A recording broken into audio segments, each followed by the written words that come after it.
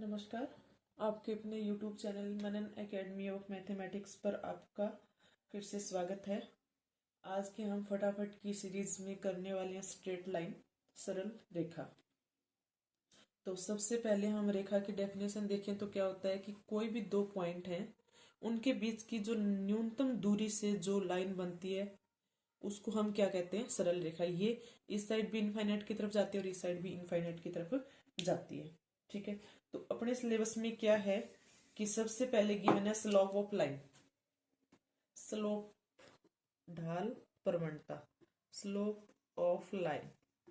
Slope of line क्या होती है कि ये जो स्लोप है वो उस टेंजेंट के इक्वल होती है जो धनात्मक उस रेखा के साथ धनात्मक दिशा की ओर एक्स एक्सिस में एंगल बनाता है।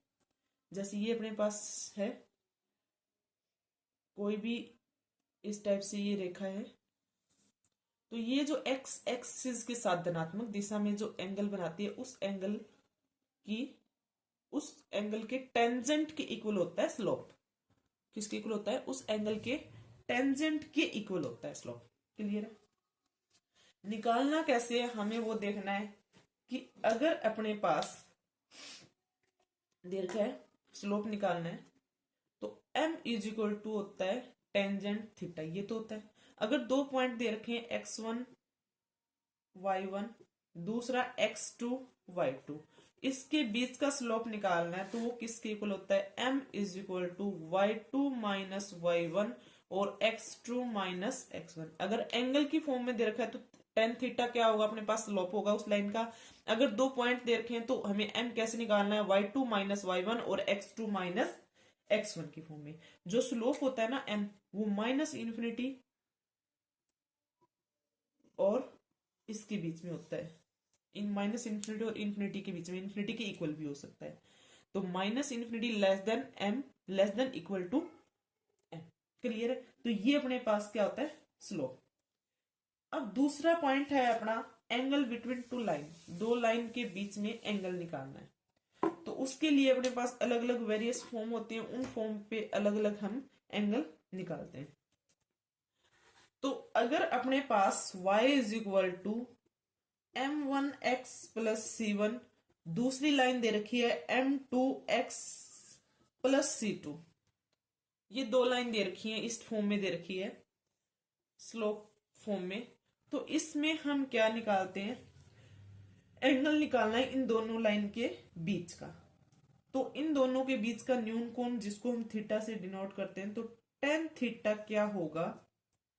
m1 minus m2 upon 1 plus m1 m2। ये अपने पास इसका मॉडुलस नेगेटिव नहीं होगा, तो ये अपने पास क्या होगा? इसका एंगल होगा इनके बीच का। हम हमेशा न्यून कोण लेके चलते हैं, तो tan theta is equal to क्या हो जाएगा? m minus m1 1 plus m1 m2, theta हो जाएगा टेन इनवर्स की फॉर्म में चला जाएगा। अब बात आती है कि ये रेखाएं दोनों समांतर होंगी, पैरेलल होंगी। कब होंगी पैरेलल? जब अपने पास m1 और m2 क्या होंगे? दोनों इक्वल होंगे। परपेंडिकुलर होंगे आपस में कब होंगे? जब m1 और m2 का प्रोडक्ट किसके इक्वल होगा? -1 के इक्वल होगा। ठीक है, तो अगर इस फॉर्म में अपने पास दो लाइन दे रखी है, उनके बीच का एंगल निकालना है तो इस फार्मूले से निकालेंगे। लाइन पैरेलल देखना है तो m1 और m2 इक्वल होंगे। परपेंडिकुलर कब होंगी? जब m1 m2 -1 के इक्वल होगा। नेक्स्ट आती है कि अगर अपने पास रेखा आ जाती है a1x b1y plus c1 is equal to 0, दूसरी है a2x plus b2y plus c2 is equal to 0। इनके बीच का एंगल निकालना है तो कैसे निकालेंगे? Tan theta is equal to a1 b2 minus a2 b1 upon a1 a2 plus b1 b2 और इसका मॉड। क्लियर है? a1 b2 minus a2 b1, a1 a2 plus b1 b2। अब इसमें देखते हैं हम कि रेखाएं कैसे होंगी। अगर पैरेलल है तो क्या होगा? a1 upon a2 b1 upon b2। x और y के जो कोफिशिएंट है उनका रेशियो क्या होगा? इक्वल होगा। जब वो लाइन दोनों आपस में क्या होंगी? पैरेलल होंगी। पैरेलल होंगी तो ये कंडीशन होगी और ये कंडीशन है तो पैरेलल, बोथ इंप्लाइज होता है। लंबवत होगा, परपेंडिकुलर कब होंगी, जब अपने पास a1 a2 plus b1 b2 किसके इक्वल आ जाए, 0 के इक्वल आ जाए।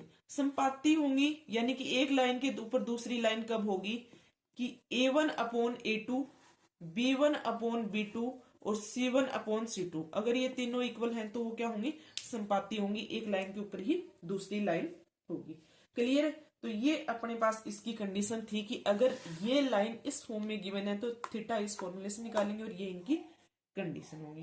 अगर अपने पास आ जाता है, फॉर्म आ जाती है कि x cos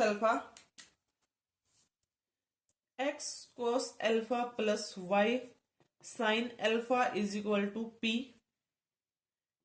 x cos beta plus y sine beta is equal to, ये p1 है और ये p2 है, तो इनके बीच का कोण होगा ना वो थीटा इज इक्वल टू क्या होगा, अल्फा माइनस बीटा होगा। क्लियर। अल्फा बीटा कोई भी बड़ा छोटा हो, हमने मोड लगा दिए, कोई फर्क नहीं पड़ता उसका। ठीक है, तो इस टाइप से इनके बीच के एंगल हम निकाल लेंगे। अब आती है इनकी वेरियस फॉर्म, किसकी, लाइन की, सरल रेखा की अलग अलग फॉर्म होती है, वो कौन कौन सी फॉर्म होती है वो देखते हैं।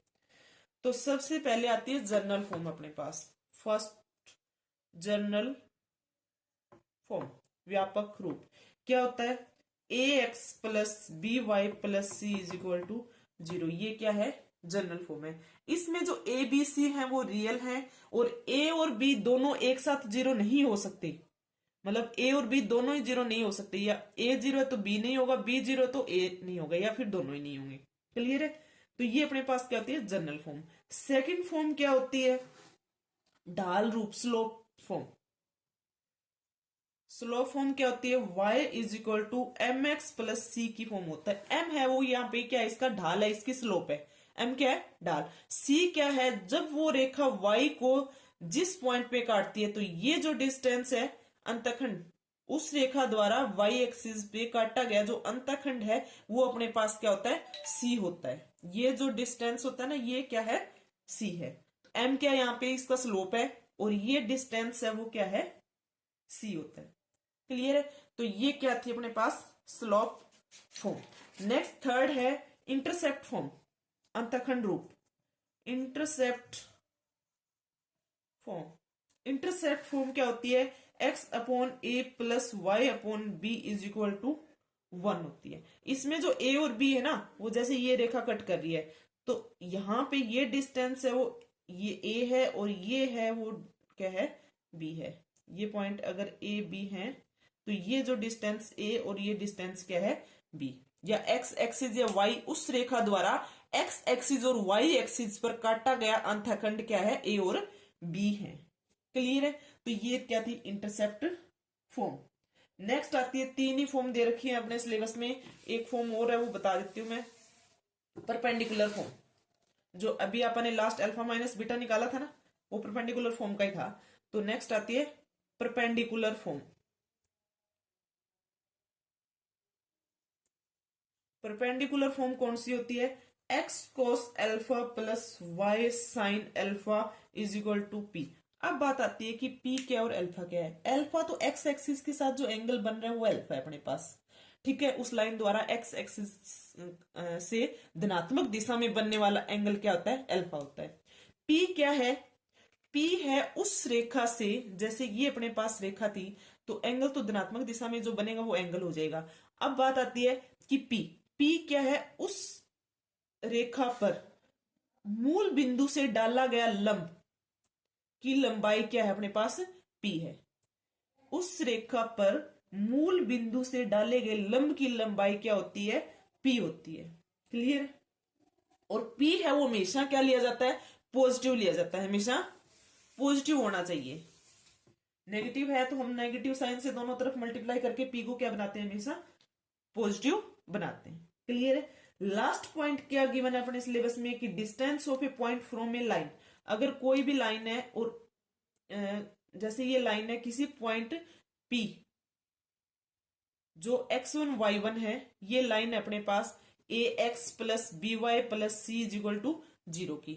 हमें इस लाइन से इस पॉइंट का जो डिस्टेंस निकालना है, तो वो कैसे निकलेगा, डिस्टेंस को हमने d से डिनोट किया, तो क्या होगा, इस लाइन में ये पॉइंट पुट करेंगे, A X one plus B Y one plus C upon A square plus B square, और इसका मोड ले लेते हैं कि नेगेटिव नहीं, डिस्टेंस हमेशा क्या होता है, पॉजिटिव होता है। क्लियर है। तो एक पॉइंट का उस लाइन से डिस्टेंस कैसे निकालना है हमें, कि वो पॉइंट उस लाइन में पुट करने, A X one plus B Y one plus C, नीचे उनका मैग्नीट्यूड लेना है A square plus B square. Clear है। तो ये अपने पास था स्ट्रेट लाइन का सिलेबस जो हमने कवर किया है। अगर वीडियो अच्छा लगा है तो वीडियो को शेयर करें, लाइक करें। मिलते हैं नेक्स्ट वीडियो में, तब तक के लिए धन्यवाद।